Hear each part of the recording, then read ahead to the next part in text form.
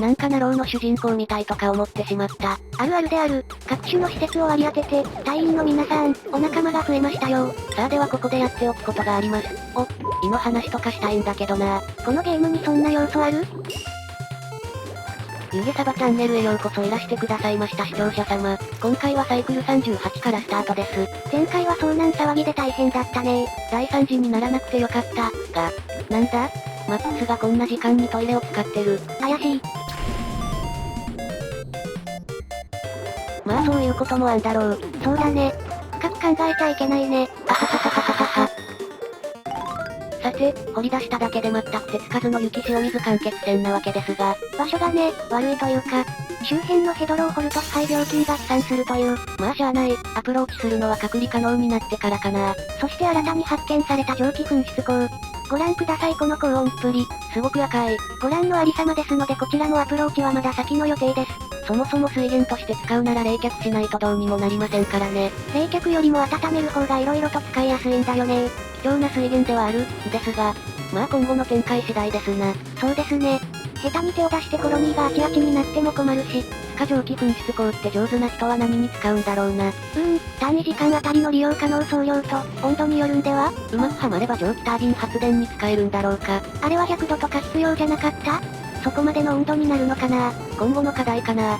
そうですね。ちなみにこのすぐ上に見えているのが寒冷バイオームです。温度は0度以下ですが、永遠にその温度を維持してはくれないらしいので、隔離しながら利用したいところ。うまく使えれば貴重な温暖化対策ですからな。ちらっと見えている水色の人参みたいなのはウィーズボート。なんと植えていると周囲の温度を7度下げ続けてくれるという異次元植物。その周辺にはファンの原料になる雪ん小麦が見て取れますな。寒冷バイオームはあまり命の危険がないので、ヘドロを迂回できるなら突入したいところ。とはいえ雪は砂と同じで崩落するから、遭難したら投資もあり得るわけですが、世知辛いのう。ついでにウィーズボートの性能を図鑑で確認。ちなみにウィーズボートは増やし方を知らないです。というか多分増えないです。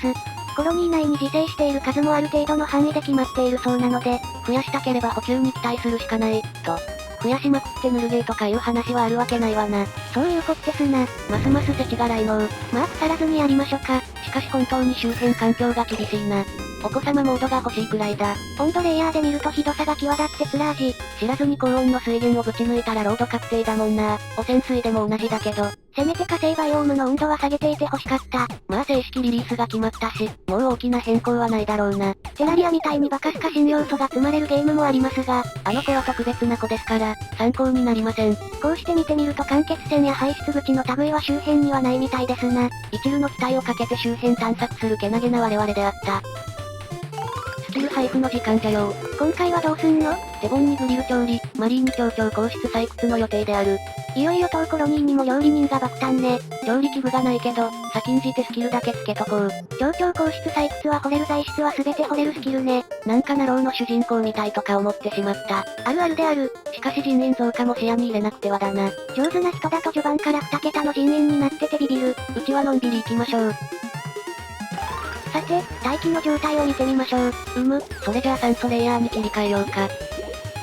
おお、順調そうじゃない？少し過剰供給気味なくらいかな？下層への二酸化炭素の落とし込みも順調だな。そして何やら作っているのは農業端末。これはスキル保持者が使用することで野菜の成長速度を 10% アップさせてくれます。久々に新しい設備を作った気がする。バタバタしてたからね。さあ完成したらお披露目だ。必要素材は肥料。うちだと補給でもらったり掘り出したりしてるかな。土と並んで結構貴重。早速マリー隊員が配達に来てくれた。配達が終われば使用者が来る、はず。スキルホルダーはマックス隊員らしいな。言うてたらマックス隊員の姿が。さすが愛され男マックス。農業端末は部屋が温室でないと稼働しません。別に温度は関係しませんが。日本だとハウス、くらいのイメージかしらね。端末に取り付けた専用機械に肥料が充填されます。ゴボゴボ言うておる。しかしここで収穫を優先。床に放り出される肥料。この辺の挙動は考えてもしゃあないね。それぞれ優先度が決まってますからな。そして再度、肥料を拾って作業開始。このコポコポ言うてるのが石ですな。これで食料の生産速度のブーストが可能になりました。普段は端末をオフにしておいて、総カロリーが危なくなったらオンにする予定です。現状でかなり食料は余裕がありますな。増員してもいけるかもね。正直、手は足りていません。いわゆる人手不足。もうじき他のバイオームへ突入するし、空間拡張に人手が欲しいところ。そろそろ補給の時間じゃよ。何が来るかな。何らかの卵か、人員が欲しいかな。何らかの種でも助かります。話題にしたし本命はウィーズボートかな。ガチャの時間。おっと当たりかな。パフの卵に優秀な人員だ。パフ欲しがってたもんね。パフにする？人員ならバブルスタインかな。医療方面が期待できますな。それにステッカーボマーか。確か士気が高まると隊員たちは特殊行動に出る。ここ2年くらいでの追加要素だったと思いますが、その際にバブルスタインは空中にステッカーを貼ります。これが装飾効果がついたはず。無料で環境値を高めてくれる良い人ですな。ミーマ隊員の早起きも良いんだけど台所の脅威のマイナススキルがついておる。これマイナス扱いだけどヘボい料理でも式がプラスされるっていうプラス扱いらしいぞ。そうなの？ミーマにする？バブルスで行こう。ということでようこそトーコロニーへ。バブルス隊員、歓迎しますよ。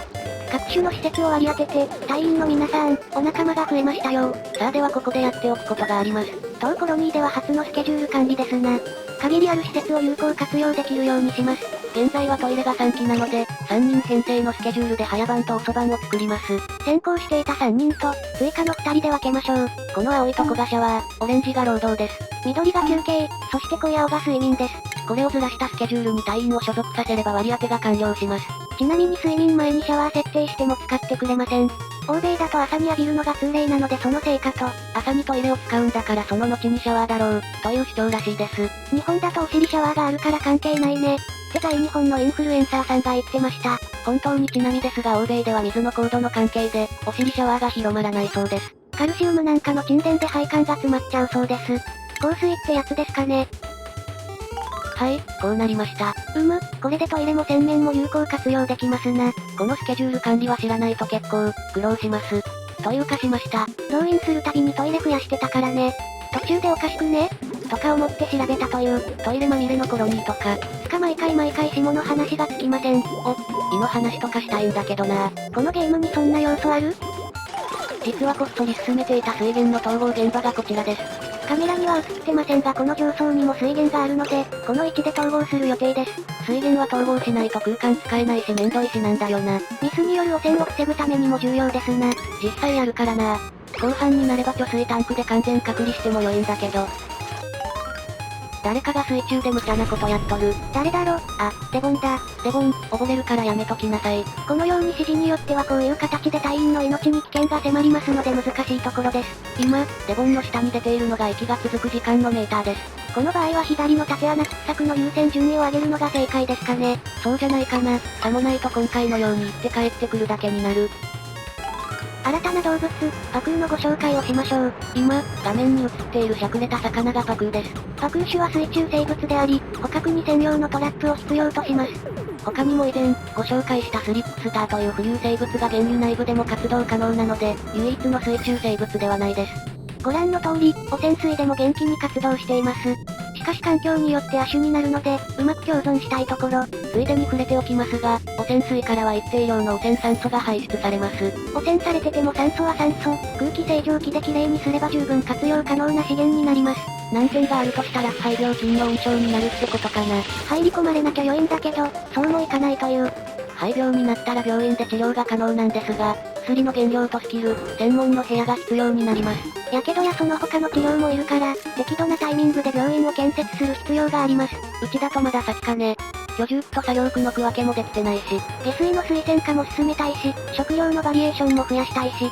やることは山積みね焦らずに進めていこう。そもそも火星バイオームに突入しないと、何もかも不足してるからね。大ごとになるなぁ、気が重い。言うてもドレッコも必要だし、空間も拡張しないとだし。そういうこってすな。